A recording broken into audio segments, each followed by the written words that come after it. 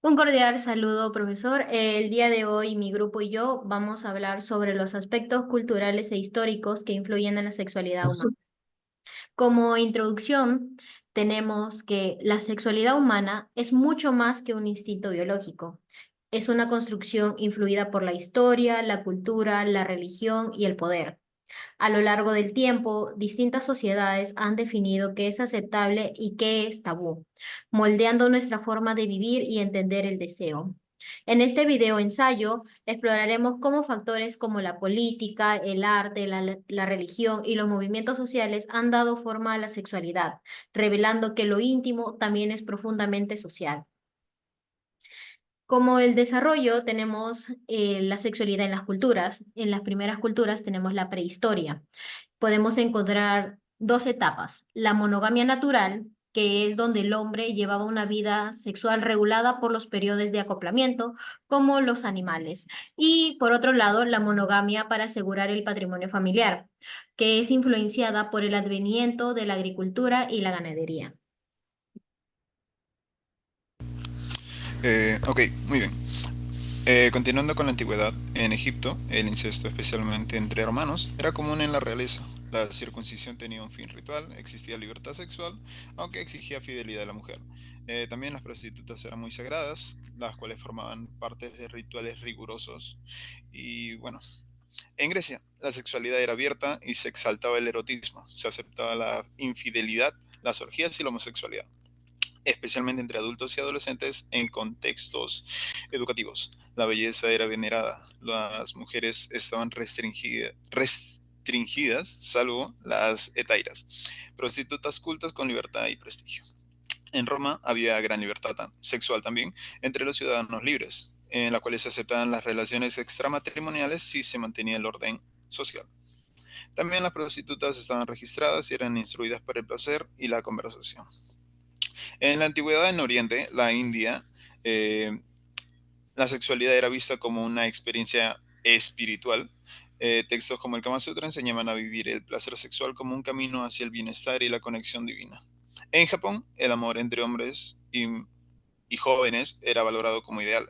Las geishas, inicialmente hombres, eran artistas de entretenimiento, no necesariamente sexuales. Las cortesanas sí ofrecían el placer sexual. En la cultura japonesa distinguía claramente entre arte y sexualidad. En China el sexo también era considerado sagrado, no pecaminoso, era visto como un acto de equilibrio, veneración y un camino hacia la inmortalidad. En la influencia de la religión tenemos el cristianismo, el islam y el judaísmo. En el cristianismo se comenzó a asociar el placer sexual con el pecado, especialmente fuera del matrimonio. También se promovió la castidad y la virginidad con valores morales superiores. Y se condenaron las prácticas homosexuales y la expresión sexuales femeninas. En el Islam se reprimió ferozmente a las mujeres y continúa esa injusta práctica hasta nuestros días. Lo prueban los velos y pesados rodajes que les obligan a llevar en los países donde es la religión oficial.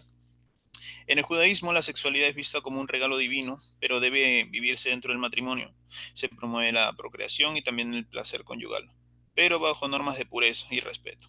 Se prohíbe el adulterio, la homosexualidad, el incesto y otras prácticas. Ahora le paso a mi compañera. En la Edad Media y el Renacimiento, en la Edad Media se impulsó el matrimonio monógamo, que como única forma aceptada de vida sexual limitada a fines reproductivos. El instinto sexual era visto como algo demoníaco y el placer era considerado como un pecado grave que podía ser castigado incluso con la Inquisición.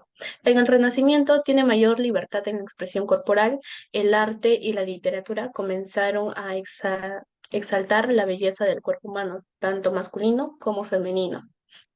Se permitió el divorcio tras el caso del rey octavo, lo cual debilitó el control absoluto de la Iglesia sobre la sexualidad. Siguiente. La sexualidad en la actualidad es un tema muy complejo y diverso que abarca una amplia gama de aspectos, incluyendo la orientación sexual, la identidad de género, la salud sexual, las relaciones y la expresión sexual. A continuación mencionaré algunos puntos claves que reflejan el estado actual de la sexualidad. Como primer punto, la diversidad y la aceptación. Hay un mayor reconocimiento actualmente de diversas orientaciones sexuales e identidades de género. Movimientos como LGBTQ+ han generado visibilidad, promoviendo la igualdad de derechos y la celebración de la diversidad cultural. Pero, ¿qué es LGBTQ+? Es un acrónimo que se utiliza para describir a las personas que no se identifican heterosexual, no se identifican con la heterosexualidad y la cisgeneroidad. El signo más representa a las personas que no encajan en ninguna de las categorías que configuran este acrónimo. Este movimiento social surgió de un evento clave de disturbios en un bar en Snowball, ocurrido el 28 de julio de 1969 en Nueva York, donde en este bar era un punto de encuentro para esta comunidad. Bueno, y en esa época la homosexualidad era muy criminalizada en muchas partes de Estados Unidos.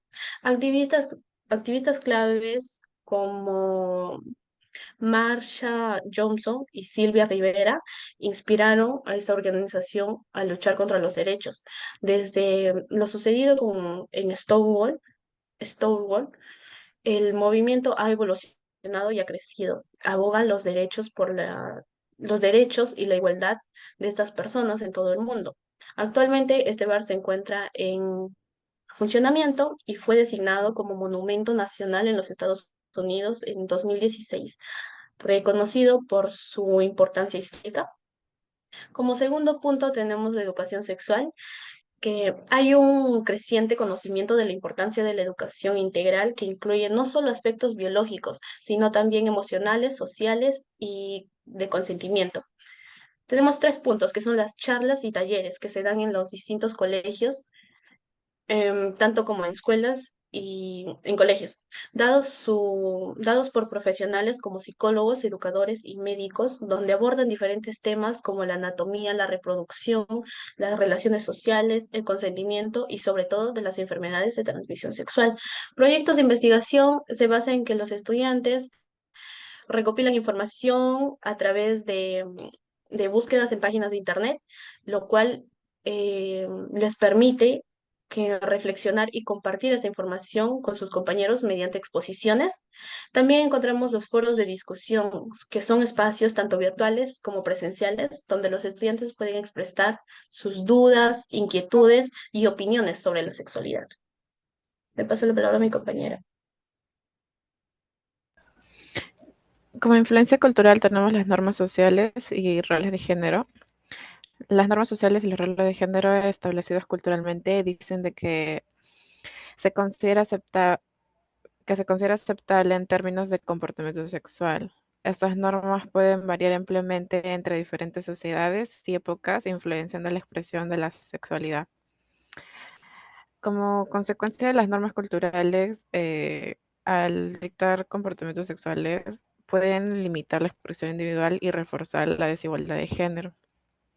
Como se dice en muchas culturas, se espera de que los hombres sean quizás dominantes y las mujeres sumisas en las relaciones sexuales, lo que puede inhibir la comunicación abierta y el consentimiento mutuo.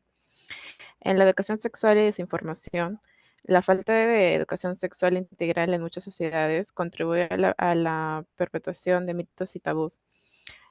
Profesionales como la sexóloga Ana Santamaría abogan por una educación sexual más profunda y presente en la familia y en la escuela, considerando de que la desinformación perpetúa los tabús y afectan el bienestar emocional.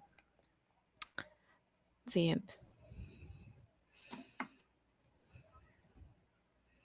Bueno, en la representación cultural se refiere a cómo se retrata la sexualidad en el arte, la literatura, el cine y otros culturales.